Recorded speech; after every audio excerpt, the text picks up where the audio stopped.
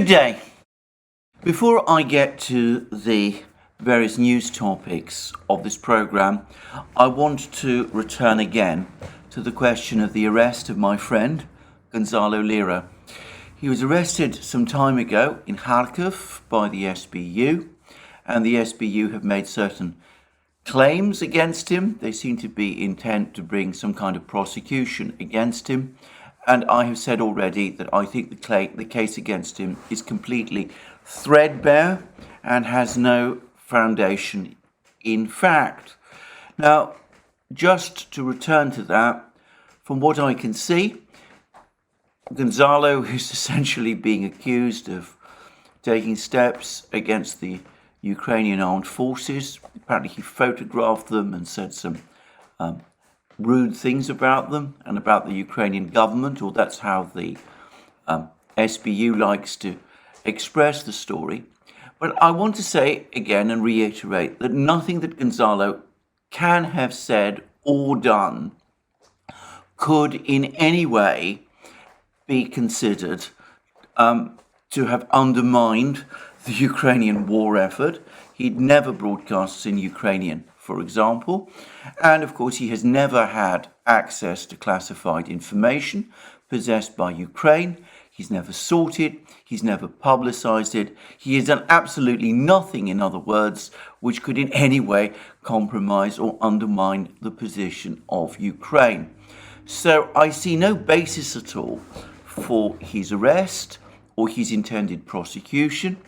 If the Ukrainians don't like the fact that Gonzalo says the things that he does about them in their country, which I can understand, they can perhaps decide to deport him, to ask him to leave Ukraine. I know that he would not want that. I know that he has very strong feelings and connections to Ukraine and to Kharkiv, the city where he lives. But as I said, if that's what the Ukrainians want to do, it is their right to do it, their sovereign right to do it. They can always ask any foreign national on their territory to leave. What they're not, it seems to me, within their rights to do is to bring the kind of prosecution against Gonzalo that they are doing. I'm aware of all these various laws that Ukraine has passed about criticizing the Ukrainian military.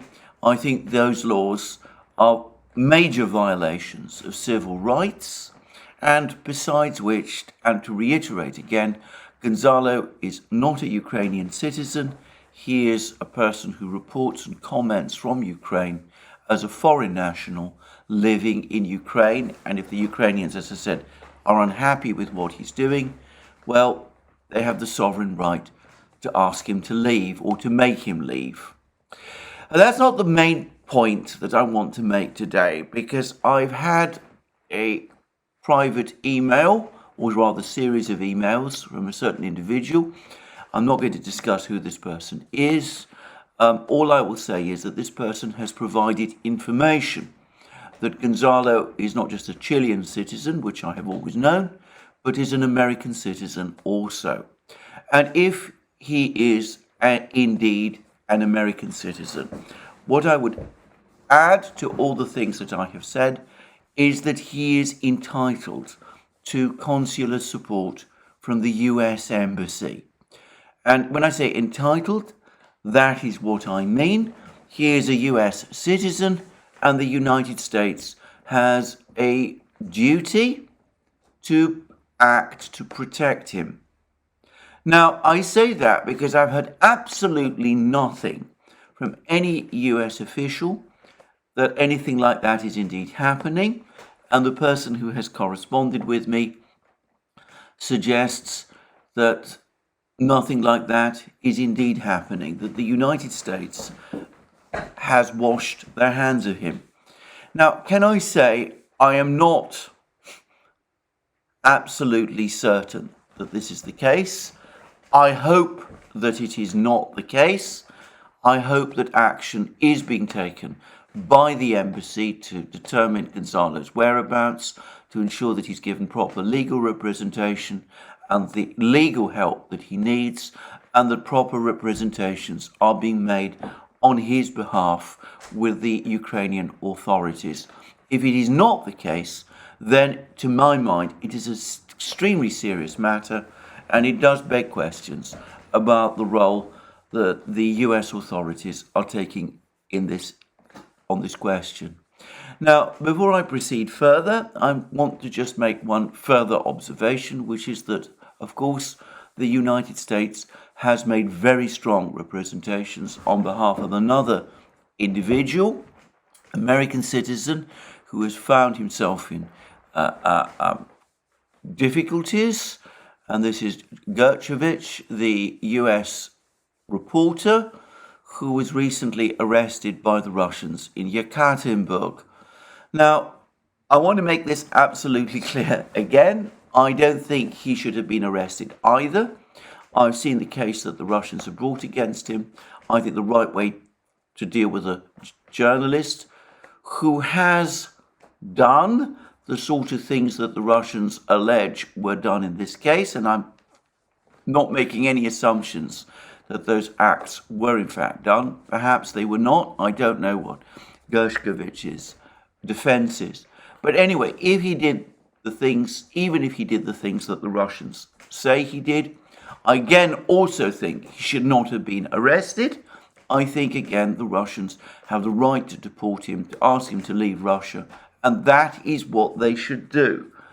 Having said that, I do want to make one observation about this, which is that the Russian allegations, and I stress, as far as I know, at the moment they are only allegations. I don't know what Gershkovich himself says, that the Russian allegations are that he did try to obtain classified information about production figures or information about to Russian defense industry enterprises.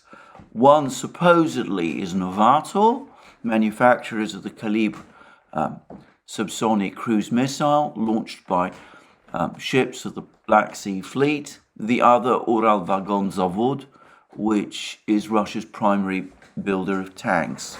Now, I want to stress again, that is what the Russians claim. I don't know whether that is true. Even if it is true, I want to stress again, I don't think he should have been arrested. I certainly don't think he should have been prosecuted. I think as a journalist, it's still within the kind of things journalists do, but the Russians can deport him if that is their choice. Having said that, it is a more substantive case, to my mind, than the one which has been brought against Gonzalo. So it seems to me that we see the US authorities in Russia very properly exerting themselves on Gershkovich's behalf, against whom a case of some sort has indeed been brought. I hope that they are doing the same on behalf of Gonzalo in Ukraine, given especially how flimsy the case against him seems to me to be. Anyway, that is all I'm going to say. I will say that I'm seriously concerned about Gonzalo's welfare. Obviously, he's someone I know, and that influences my feelings, but I think we should all be concerned about him. And I hope, as I said, and want to believe that the US Embassy is doing all the things it ought to be doing on his behalf, on the assumption that he is indeed a US citizen. Anyway, that's what I wanted to say today about this issue. Now, let me now move on and discuss the events that are taking place in Ukraine. And the first thing to say is that the Russian Defense Ministry has now provided a more detailed account of what they say happened in relation to the attack on Kiev on the 16th of May, when the Russians claim that they attacked and struck a Patriot missile system, and the Ukrainians, by contrast, say that they shot down 6 Kinzhal missiles. Anyway, this is what the Russian Defense Ministry has now said. They provided a supplemental report, and they say that according to reliable and confirmed information, on 16th May, Kinzhal hypersonic missile system hit and completely destroyed a multifunctional radar station, as well as 5 launchers of the US manufactured Patriot surface-to-air missile system in Kiev. So that is the Russian version of what happened on the 16th of May, the attack on the Patriot facility in Kiev. And can I say that the American account, to the extent that we have had one, is obviously different, but it is unsurprising perhaps that the Russians have taken a little time before they've provided more detailed information about what they say happened over the course of this strike. I think it is well established that what happens is that there's a missile strike or an airstrike. This is the consistent pattern in all the wars that I have known of. There's then attempts by the various information gathering devices that exist, drones, satellites, those kind of things. They then they piece over the information about what the missile or airstrike achieved.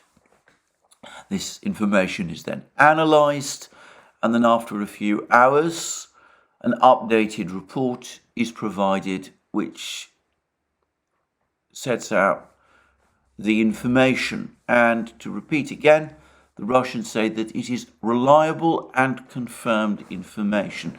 Confirmed, by the way, suggests that it comes from multiple sources. And we'll discuss very shortly what those multiple sources might have been. Anyway, that's the Russian account. 5 launchers and the radar system. And the most important part of the Patriot is the radar system. If the radar system is destroyed, then the whole system, the whole Patriot system, cannot function. I understand that a Patriot missile battery has 8 launchers. According to the Russians, 5 were destroyed. Now, that is, of course, completely different from what the Ukrainians are saying. The Ukrainians are not telling us very much about what happened to the Patriot system, but Yuri Ignat, Ukraine's air defense chief or spokesman, I'm not quite sure which, has said that we shouldn't worry about the Patriot system, whatever that means. He's neither confirmed nor denied that there's been damage to it. But yesterday, we got reports that the US anonymously acknowledged that there had been damage to the system. But we got further reports that the radar itself had not been damaged. And as I discussed in yesterday's video, the US said, or rather these reports, which appeared to come from the US, said that 1 launcher had been destroyed, another launcher had been damaged, a 3rd launcher in the area where the missile strike, the Kinzhal missile strike, took place, which is an airfield, was undamaged. There's been further reports that suggest that it was located some distance away behind a building, and that is the sum total of the damage to the Patriot system, though to be clear, that would still be extensive damage. Now, who is telling the truth? The Russians, who are putting this on record. This is from the official statement of the Russian Ministry of Defense, or the Americans, who are briefing us anonymously, obviously because they don't want to contradict too obviously what the Ukrainians are saying. Well, the first thing to say is that the people who know who is telling the truth are the Americans, the Russians, and the Ukrainians, and perhaps the leaders of some other NATO countries. I do not know who is telling the truth. What I will say is this: I do expect that the Russians will have made some kind of serious effort to find out what did happen in this attack on the Patriot system. And Here I have to turn to an extraordinarily detailed discussion of this attack on the Kinjal system, on the Patriot system, provided by Simplicius the Thinker. It's absolutely exhausted. It's full of all kinds of technical information, both about the Patriot system that was used, the fact that this particular system uses high velocity launchers that are apparently specifically intended to shoot down ballistic missiles, that there's 16 missiles per launcher, which would explain the 32 missiles that some people have counted as seeing being launched. So, that kind of thing. He's provided an enormous amount of detail about that. He's explained a great deal about how the Kinjal works. He's explained something which I absolutely did not know, that when the Kinjal actually hits its target, it is no longer flying at supersonic speeds. By this point, at hypersonic speeds. By this time, the speeds have reduced to supersonic. He's explained that it's impossible for vehicles to operate at hypersonic speeds at low altitudes. Basically, the air is too thick and they would risk burn-up. He also explains lots about the other properties of the Kinjal system, the fact that when it is flying at hypersonic speeds, it's protected in effect by a plasma field which makes it invisible to radars, and that by the time it actually converts to its dive, which takes place at supersonic speeds, certainly the plasma field starts to disperse, and the missile at that point starts to become visible to radars, but there is too little time, really, for air defense troops to be able to intercept it. There's only a few seconds, about 30 seconds, before the missile strikes, and this isn't sufficient time to provide any serious protection. And Simplicius the Thinker also says that it's highly likely that the Kinjal, which is based on the Iskander-M ground-launched ballistic missile, when it approaches a target, has some kind of jamming devices, that it also throws out decoys and electronic shadows, which can confuse radars even further. And he speculates, perhaps correctly, that these decoys, these shadows that might have been picked up by Ukrainian radars and might have been the targets that the Ukrainians actually launched their missiles at, that it might have been this dispersal of decoys and shadows that the Ukrainians thought they were shooting down when they claimed that they shot down 6 Kinjals. Anyway, the point is that the Kinjals got through and they did strike the Patriot. Anyway, all this is very interesting, and I have to say I find it one of the most absorbing articles I've read over the course of this war, and I want to say thank you to Simplicius the Thinker for explaining it all in such detail and making it so clear to someone as untechnically minded as myself. But the most important, or at least the most useful part of this long article was the part in which Simplicius the Thinker was explaining the kind of systems that the Russians would have had, both to try and track down the Patriot and also, presumably, to try to assess the battle damage. And we have drones and satellites and, of course, other potential sources, the AWACS aircraft, the A-50 that's operating from Belarus that we know about, and from Russia too. All of these together with human intelligence on the ground, would have been enabled the Russians to get a clear fix on where the Patriot was and to strike at it, and then presumably afterwards to do a accurate damage assessment. So perhaps the Russians do know how many Patriot launchers they destroyed and whether or not they destroyed the radar, and perhaps they are telling the truth here. Perhaps. As I said, I don't know. But what I will say is this: I'm not sure why the Russians would want to lie about this. After all, the Russians would know that the Americans know the truth and the Ukrainians know the truth. If what the Russians were saying was an intentional lie, it would not deceive their enemies, who were the Americans and the Ukrainians, nor perhaps would it be a wise thing to do in public relations terms. I mean, presumably the Americans and the Ukrainians would have means to expose the real damage, the limited damage that they say was done to the Patriot system.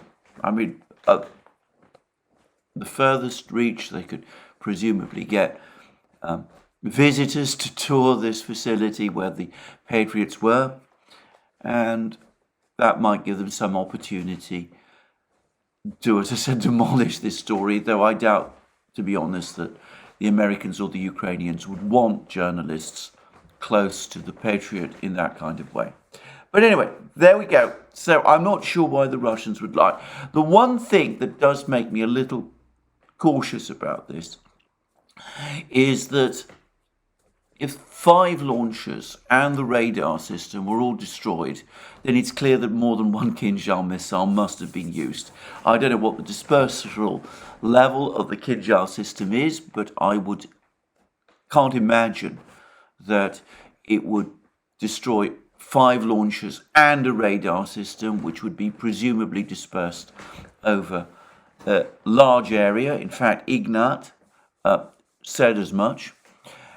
It could be that there was more than one missile strike. Now, I say that we've all seen, most of us have seen, I have seen this video of the 32 Patriot missiles all being launched in a space of 2 minutes against something that was coming, and the 2 big flashes that followed. That suggests a strike by 2 Kinzhal missiles on an airfield where perhaps these 3 launchers were based. Just saying. Maybe there was a strike, another strike by another Kinzhal missile, or more than one, in another location, which wasn't captured by video, and maybe more launchers were destroyed there. Again, I want to stress, I simply do not know. Now, there is something else that is very interesting. The Ukrainians have gone out of their way to track down and find and arrest, and apparently are now intending to prosecute the people who took those pictures, which in effect confirmed the missile strike, the success of the missile strike on the Patriot system, and thereby, by the way, in effect made the Ukrainian claim that all 6 Kinzhal missiles launched were shot down. Despite that claim being unsustainable, parts of the media in the West, especially in Britain, are continuing to run with it, by the way, but I'm not going to discuss that here. But anyway, the fact that the Ukrainians have gone to these lengths, the fact that they're closing down all CCTV cameras apparently on roads and things of that kind, that they're trying to block publication of camera films and videos, and going to greater lengths than they have ever done, does suggest, as Simplicus the thinker also said, some concern, or very real concern, by the Ukrainian authorities over what happened. And there's also rumours, and I have to stress again, these are purely rumours. They seem to originate with Turkish sources, that some people in NATO are very alarmed by what happened. The missiles that were supplied to Ukraine, some of them were, as I said, anti-ballistic missiles with this Patriot system. And they seem to have failed. And in fact, as again, Simplicus the thinker says, we now have abundant photographs all over the place of intact missiles having fallen to earth, intact Patriot missiles having fallen to earth, which again suggests problems with the system, possibly successful Russian jamming, who's to say. But anyway, it seems that they have failed, and that may be causing some alarm if we believe these rumours that are coming from Turkish sources, and that there are huddled meetings going on within NATO discussing what to do and things of that kind. These are rumours, I want to stress. I don't know whether they are true. But anyway, an awful lot there, and I'm going to provide a link to Simplicus the thinker's article. It's on Substack. It's behind a paywall, but clearly, as I said, it is the most interesting article about this affair that I have seen so far. So that's all I think I can say about it, but that gives you some idea perhaps of what's happening. Now, there was another massive Russian missile strike all across Ukraine yesterday. And this now brings me to the topic of credibility, because the missile strike across Ukraine appears to have done extensive damage, particularly in the Odessa area, where the Russians seem to have struck, again, industrial facilities and warehouses, where they presumably believe Ukraine is storing weapons. And there also seems to have been a similar strike on Kiev, though we know less about this. But General Zaluzhny's Facebook page made the remarkable claim that the Russians launched 30 missiles and 29 of them were shot down. And I have to say that this now stretches belief. We have this remarkable claim, which, by the way, I should say, remarkable claim, as I said, that all 28 cruise missiles, or 30, out of 30 cruise missiles, 29 were shot down, along with 4 drones. And the best comment about it is made by the indispensable Mikhail Valterson, whose tweets are becoming absolutely invaluable to me. And can I point out that Mikhail Valterson, not only a former officer of the Swedish Armed Forces, but he was somebody who was involved in air defense. So this is precisely his area of expertise. And he makes a rather ironic tweet, which I'm going to read. He says, one Russian missile takes out energy for 20 Ukrainian cities. According to the Ukrainian Ministry of Defense, 29 of 30 Russian missiles were shot down during last night's missile attack. At the same time, the Ukrainian Energy Ministry admits that 20 cities in Ukraine lack energy due to the missile attack. That one missile that got through must be the best missile in history and have at least a multiple independent launch system with at least 20 warheads with new super strong explosives to achieve that.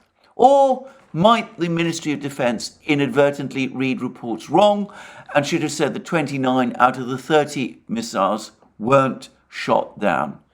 Besides making fun of bad information war, I must say to the Ukrainian side, coordinate your reports. And I agree.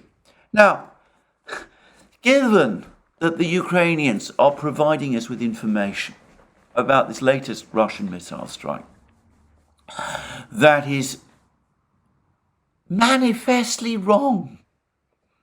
You know, this isn't me saying it. This is Valterson, who is, as I said, a former Swedish air defense officer. He understands these things.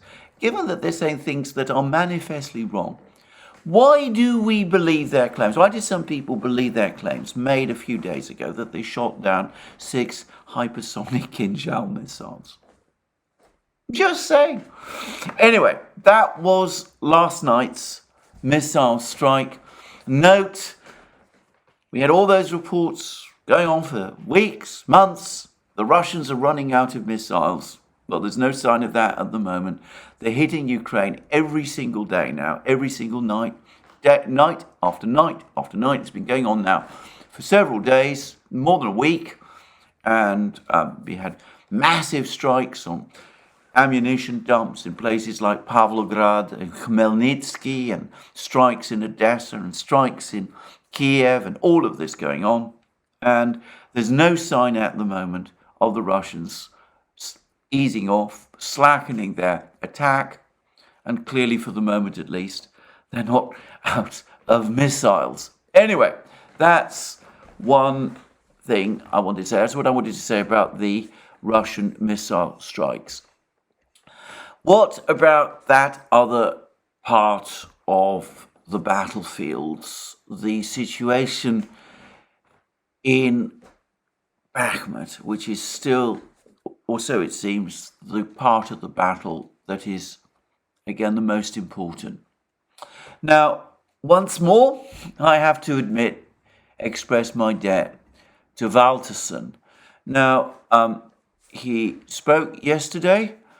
He gave further tweets yesterday about the progress of the battle in Bakhmut itself, and he said that today, that means yesterday, Wagner forces made fast progress at the private area with small houses. According to some Russian sources, they have reached the Khromovo Road, otherwise known as Yuvileyno Street, when it is within Bakhmut, and the new front line is there.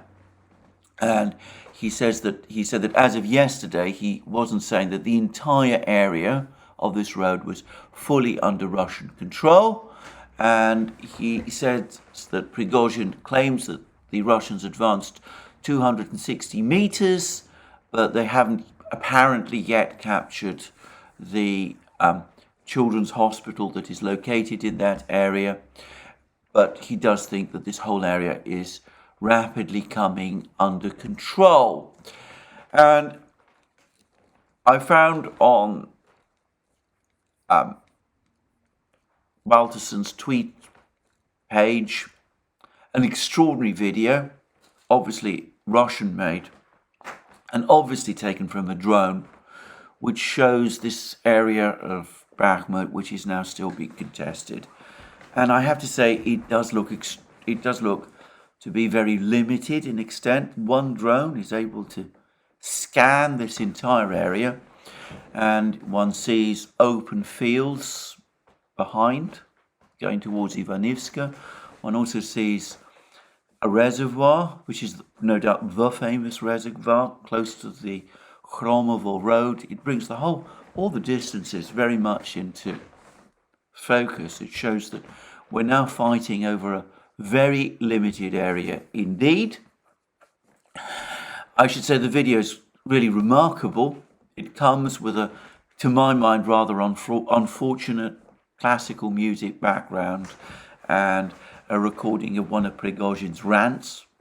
But, disregard that. The pictures are also very striking. And the other thing that's very striking about this particular video is that it shows vividly the intensity of Russian artillery fire. I mean, the whole area, you see explosions going on continuously as the Russian artillery rains down shells on this limited area. And again, clearly this video has been taken over a period of time. There are actually some indicators of times on the video. So I'm not saying that all these shells fell at the same time. And no doubt some of these strikes, this is a particular, bombardment and barrage and all of that. But still, even if you allow for all of that, the intensity of Russian shelling on these Ukrainian positions is extraordinary. And I have to say, again, one feels enormous concern for the people at the other end of these shells. Some of them are Ukrainian troops, obviously, but apparently there are civilians in some of these buildings. And it is really very, very horrifying in some respects to see this. This video is really extremely dramatic. Anyway, you can find it all on Valtersen's Twitter page. Now, Valtersen has followed up with a further tweet this morning. He says that the Russians are now, the Wagner forces have now almost reached the crossroads. In fact, they seem to be just a few meters from the crossroads. They might even have taken the crossroads by the time that I've been talking about. This is the crossroads that links the Ukrainian forces in Bakhmut to the Khromovo road, where there's been very heavy fighting over the last 10 days or so. Valtersen makes the point that if this crossroads has indeed been taken, then that road is now inaccessible to the remaining Ukrainian troops in this small area of Bakhmut, which they still control. Apparently, it's referred to as the domino area. Anyway, there we go. There's a discussion in some Russian places, channels. Slavyangrad had a very interesting one about the number of Ukrainian troops still holding out in this small group of high-rise buildings, literally at the edge of Bakhmut.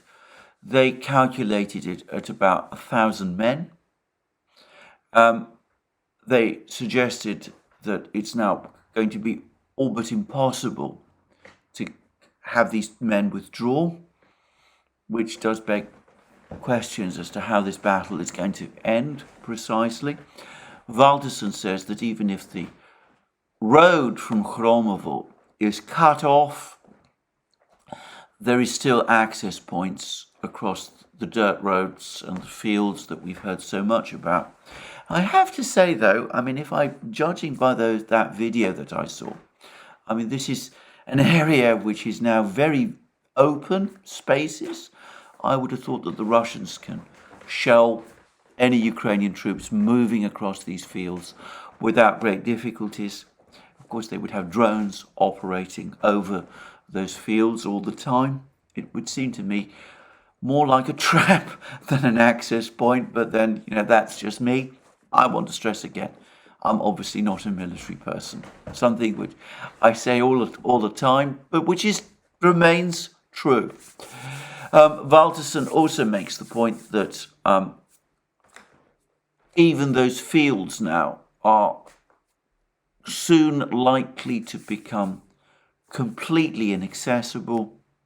The Russians are just 300 meters from two positions which Valtersen has identified, which if they capture would effectively make use of these dirt roads over these fields. It would make it impossible for the Ukrainians to use them.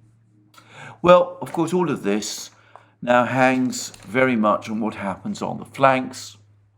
And the Russian Ministry of Defense yesterday did provide us with a report about what's going on in the fighting in Bakhmut, and it said the following: in the Donetsk direction, the assault detachments, that's to say the Wagner forces, continue to conduct combat operations against the enemy in the western part of Artyomovsk. Artyomovsk, just to reiterate again, is Bakhmut. It is the Russian name for Bakhmut.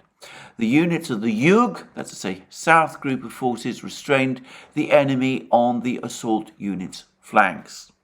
So the Russians say that the flanks are holding. And then they go on to say this: the most difficult situation was in the areas of Krasnoye, that is Ivanivska, and Bogdanovka, where Russian troops have repelled 7 Ukrainian army attacks. And then they go on to say this: as a result of the airborne troops, that's the paratroopers, Russian paratroopers' offensive operations, a more favourable line of defence has been taken. That's an important sentence. We'll come to it in a moment. And then the report goes on to say, in the attacks launched by operational, tactical and army aviation, as well as artillery and heavy flamethrower systems. These are these terrifying TOS-1 multiple rocket launch systems, which launch these incredibly powerful thermobaric shells, which are used by the Russians. A devastating effect. Anyway, it goes on to say that these have resulted in the neutralization of the enemy's manpower and hardware close to Konstantinovka and Ivanivska. Aviation has made 7 sorties close to Artyomovsk. The group's artillery has performed 64 firing missions. Enemy losses were up to 360 Ukrainian servicemen and mercenaries, 4 armoured personnel carriers, 5 armoured fighting vehicles, 2 motor vehicles, 1 British manufactured 9 L-119 howitzer and 1 Gvozdika self-propelled gun, 1 munition depot of the Ukrainian 110th mechanized. Oh no, sorry, this is another thing. This is about Avdiivka now. So anyway, heavy fighting. The Russians say that they're inflicted heavy losses on the Ukrainian forces on the flanks, and they are suggesting, this is the first hint that the Russian Ministry of Defense has provided, that at least in some places the Russians have not only repelled Ukrainian attacks on the flanks, but are actually advancing, that they're regaining ground. Let me go back to that sentence. As a result of the airborne troops' offensive operations, a more favourable line of defence has been taken. Now, obviously, this is a translation from the Russian, but notice the use of the word offensive. That suggests an advance. And taken, the word taken, that suggests captured. Now, the Russian Ministry of Defense doesn't tell us where this has happened. My sense is probably in the north, in the fighting around Khromovo, the Khromovo road. It's clear that the Russians remain overall on the defensive here, a more favourable line of defence, but the Russian forces have carried out some kind of a counterattack and appear to have taken ground. Now, there's also clearly fighting going on near Ivanivska, Krasnoye. We have less information about this. There were some claims by some people yesterday on Twitter threads that the Ukrainians are continuing to make ground in that area. I see no confirmation of this. It may be true, it may not be. I doubt that it has any particular significance. And I would say that Abti Alaudinov, the Chechen commander of the Bakhmut Special Forces Unit, who's become one of the most level-headed and interesting commentators about what's going on the battlefronts. He says that the situation on the flanks around Bakhmut has been stabilized. So it looks as if we're not going to see any Ukrainian breakthroughs on the flanks, that the Ukrainian counterattack on the flanks has now failed. Anyway, that's how it looks to me in the morning. Now, there's obviously been significant fighting in other places. There's been fighting in and around Avdiivka. Again, the Russians seem to be claiming that they've gained ground there. The Russians seem to have be continuing their advance in the Svatovo-Kremenaya area. We don't have, as I said, these detailed commentaries and discussions and maps and things that come and highlight the state of the battle in places like Avdiivka and the Svatovo-Kremenaya Liman area to anything like the extent that we have in Bakhmut. My very clear sense is that in Avdiivka, certainly, overall, despite the odd successful counterattack, such as the one that was reported to have happened yesterday, but in the Avdiivka area, certainly, Ukrainian position overall is now steadily deteriorating.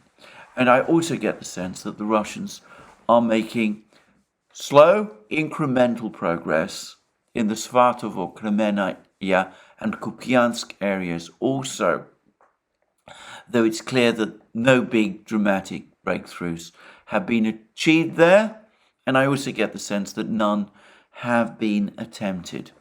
So, this is where we are. We have missile strikes now all across Ukraine, causing a lot of damage. You've heard an extensive discussion from me about the attack on the Patriot system in Kiev.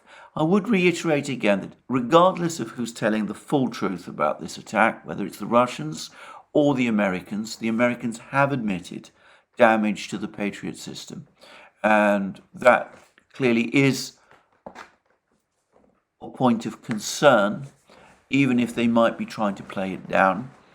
And in Bakhmut at least, and probably in Avdiivka as well, the military situation, the military position of Ukraine continues to deteriorate. Now, what is going on elsewhere? Now, we now have 3 parallel diplomatic initiatives underway to try to bring the war to an end. One, supposedly, comes from the Vatican, though the Russians have again reiterated that they have absolutely no information about it. They have had no outreach from the Vatican at all. Instead, we had this meeting between the Pope and President Zelensky in Rome, whilst President Zelensky was present at that G7 meeting. Now, I will say, by the way, that this meeting between the Pope and Zelensky, if the Vatican really is planning some kind of peace initiative, it has done very real damage. The Russians have made it fairly clear that they're very angry about the fact that the Pope made no comments about the Ukrainian pressure, I'm choosing my words carefully, on the Russian Orthodox Church, that they're very unhappy about the entire way in which that meeting took place. And they reiterate that they have had no contacts, substantive contacts, or indeed any contacts from the Vatican. There is another diplomat, a much more senior diplomat, from a much more powerful country, perhaps one more plausible as a mediator, who is now busy. And that is Li Hui, the Chinese diplomat who Xi Jinping told Zelensky about 10 days ago in that telephone call between himself and Zelensky. Anyway, Xi Jinping has sent Li Hui, and Li Hui has appointed Li Hui to examine possibilities for some kind of diplomatic moves to end the war. And Li Hui has been on his travels. He's been to Kiev, where he's met with Ukrainian officials, not so far as I can see Zelensky himself, but he did meet the Ukrainian foreign minister, Dmytro Kuleba, and he also apparently has been to some European countries, and he's now soon going to be heading to Moscow. As far as I can see, his meeting in Kiev was disastrous. I say that not because Li Hui said anything wrong, but because his meeting with Kuleba, who has been a consistent, at least given the impression of being, a consistent hardliner. In fact, I remember that before the conflict, the fighting started in late 2021, there were rumors in Kiev that there were moves to oust Zelensky and to replace him with Kuleba, who was seen as, by the more nationalist hardliners in Kiev, as a more reliable figure than Zelensky himself. I have no idea whether that was true, but that tells you something about the impression people have of Kuleba. Anyway, Kuleba took the hardest possible line. He again seemed to suggest that Ukraine is not interested in making any kind of moves, realistic moves, as some would say, that might end the war. He continued to insist that Crimea and every single centimetre of territory that Ukraine obtained at the time when the Soviet Union broke up in 1991 must be returned to Ukraine. I think that the Chinese will have found this kind of statement from the Ukrainians utterly exasperating. Li Hui is an experienced diplomat, very experienced diplomat. Presumably, he is used to this sort of thing from the Ukrainians.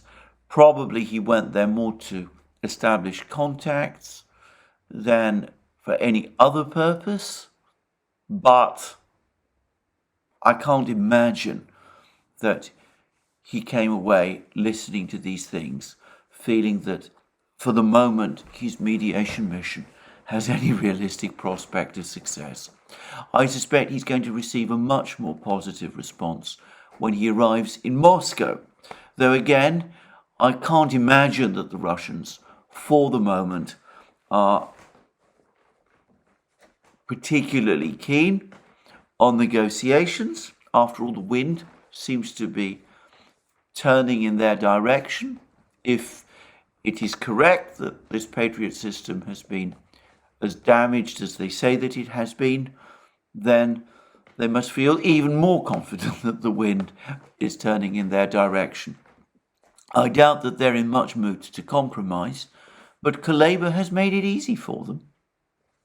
So that's where Li Hui is going to head. As I said, he's going to get a very friendly reception in Moscow, but it doesn't seem as if negotiations are coming any point soon. And in the meantime, there is also an African delegation heading towards Moscow. And this comes directly after the head of the South African Armed Forces also visited Moscow, where he had a meeting with the commander-in-chief of the Russian ground forces, Oleg Salyukov. And this, of course, follows directly after this extraordinary campaign by the United States alleging that South Africa has provided weapon systems to Russia. No explanation of what those weapon systems are. I noticed that the Financial Times, in an editorial, by the way, is joining in this campaign against the South Africans, giving the impression that that claim by the United States is actually true. I'm going to read briefly what the Russian Ministry of Defense is saying about this visit by the delegation of the South African Armed Forces to Moscow. It says a military delegation of the South African Armed Forces led by Lieutenant General Lawrence Mbatha, Chief of the South African Army, has arrived in Moscow to discuss bilateral military cooperation. The event began with the wreath-laying ceremony at the Tomb of the Unknown Soldier in Alexander Garden, led by the Commander-in-Chief of the Land Forces, General of the Army, Oleg Salyukov. The official part of the bilateral talks took place at the General Command, where the sides discussed military cooperation and interaction aimed at implementing projects intended to improve the combat readiness of the armed forces of the two countries. During the meeting of the military leaders, agreements were reached on further enhancing cooperation between the land forces in various spheres. The delegation will also visit military training institutions of the land forces and enterprises of the defence industry complex.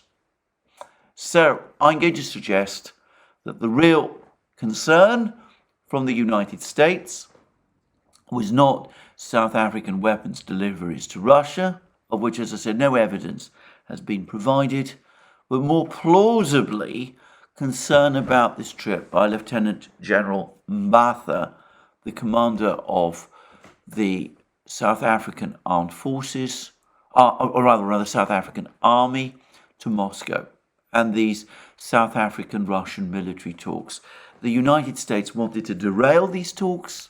It has failed. The South African military delegation went to Moscow. They've had the meeting that I've just read out the Russian readout. It comes, by the way, with a very interesting photo study showing the various military officers at the Alexander Garden. And anyway, it's an interesting discussion taking place. And there's there's pictures of Salyukov and Mbatha and their delegations talking to each other. And there's also a picture of Salyukov and Mbatha in front of some kind of fresco with a hammer and sickle in the background. A leftover from the Soviet Union, no doubt. But anyway, so those contacts are taking place, but they're happening in conjunction with a visit by various African countries, a peace delegation by various African countries, which is going to both Kiev and Moscow to try to set up some kind of mediation effort. We know very little yet about what that is going to entail, but the Russians have gone out of their way to say that this mediation effort will be very well received. It will be received in a friendly way when it comes. So that is going on. So we have mediation efforts by China, mediation efforts by the African countries, and sulks. That's all I can describe them as from the US and from the Europeans. Europeans have got into an extraordinary mess over fighter jet deliveries. The British, the French, the Dutch, and by the way, the Belgians as well, all came together, talked about setting up a coalition to supply fighter jets, F16 fighter jets, to Ukraine. I pointed out that Britain and France, who seem to be leading this operation, don't actually have F-16s. So they have no F-16s to give. There's now been some rather sardonic comments from presumably American sources saying that the United States has made no decision to supply Ukraine with F-16s. I get the sense that the Air Force, the US Air Force, is dead set against this idea. Doesn't mean it won't happen eventually. We'll come to that in a moment. But anyway, the US has also apparently pointed out that Britain and France are not in a position to provide training to Ukrainian pilots to operate F-16s. Perhaps the Netherlands and Belgium are, I don't know. But anyway, this whole thing seems to have caused a certain degree of dissension and embarrassment. And Ben Wallace, the British Defence Secretary, slightly wrote back. He rather grudgingly, or so it seemed to me, conceded that it's going to take a very, very long time before Ukraine gets any F-16s. And the suggestion that's going around at the moment is that the F-16s are only going to be supplied to Ukraine once the war has ended, which, of course, begs the question of what will be left of Ukraine by that point. And as Brian Boletic absolutely correctly said in his latest video, talking about arms deliveries to Ukraine in that kind of way, all that it does is it incentivizes the Russians to continue the operation until the government in Kiev has been fundamentally changed and such weapons deliveries no longer become, from the West, no longer become possible. I remain of the view that eventually some kind of public statement or commitment to supplying F-16s will be made. Again, the political momentum to do that is there. Germany has come out against that idea, but then they came out against the idea of supplying tanks. Sooner or later, perhaps sooner rather than later, this announcement will come. But as with every other weapon system supplied to Ukraine by the West at this point, all that will do is it might extend the war by some time, causing more death and destruction. That, of course, depends very much on whether these F-16s can be deployed to the battlefronts, but I'm assuming that they will be some way. Anyway, I'm not going to get into that in this program. But anyway, it won't change the outcome. So there we are. Where are we overall? Russian advances in Bakhmut, Ukraine being ground down, heavy Ukrainian losses. Inevitably, there's been some pushback about the reports. And I stress again, I only am talking about reports of very heavy Ukrainian losses in the fighting in and around Bakhmut. I'm not saying that these reports are necessarily true, but they are circulating, and some of them, one of them, did come from what appears to be a NATO source. So anyway, lots of reports about very heavy losses by Ukraine in and around Bakhmut. It seems that there's 1,000 Ukrainian troops or thereabouts still fighting on in Bakhmut, facing what now looks like an unstoppable advance. Ukraine getting massive damage right across the battlefronts. They're able to launch still pinprick attacks. There was a report of a train derailment, a freight train derailment in Crimea. Doesn't seem as if it was of any particular significance. All of that continues, and with every single day, it seems to me, the prospects for that Ukrainian offensive, the prospects for its success recede. It's now been suggested that the objective is no longer to cut the land bridge, but to try to recapture the Zaporozhye nuclear power plant. I'm not going to try and second guess what Ukraine is thinking, but as I've said already, if Ukraine has found it so difficult to carry out a local attack in the Bakhmut area and has suffered even a fraction of the losses that it's claimed by some to have suffered, that doesn't seem to me to augur well for this offensive whenever it is that it is going to be launched. Anyway, that's, it seems to me, a general summary. Now, just to finish, Erdogan and the Russians confirmed that the grain deal has been extended by another 2 months. There's a lot of people who thought that wouldn't happen. I have said very little about this issue.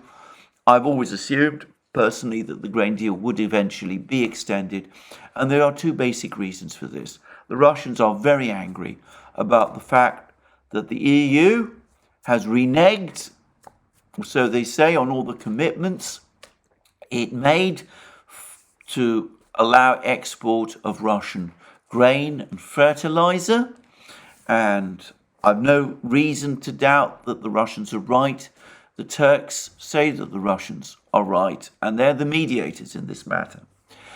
But nonetheless, I thought that the Russians would at least agree an extension for 2 months, and they would do it for two reasons. Firstly, they don't want to upset and antagonize their friends in the global south, the African countries in particular, who are now sending this peace mission to Moscow and have been acting in a way that the Russians, I think, find supportive at the United Nations. African countries heavily dependent on grain imports, principally from Russia, some from Ukraine, not many, but Ukrainian grain supplies do reduce prices on global markets. The Russians do not want to be put in a position where they are accused of being in any way responsible for global food price inflation, especially at this time with an African delegation on its way to Moscow. But the other reason, and the much more important reason, is that the Russians probably, in fact, undoubtedly, do want Erdogan to win the election on the 28th of May, the second round of the Turkish presidential election. Now, the opposition in Turkey have gone out of their way to say that if they were to win, they would not act to disrupt Turkey's relations with Russia.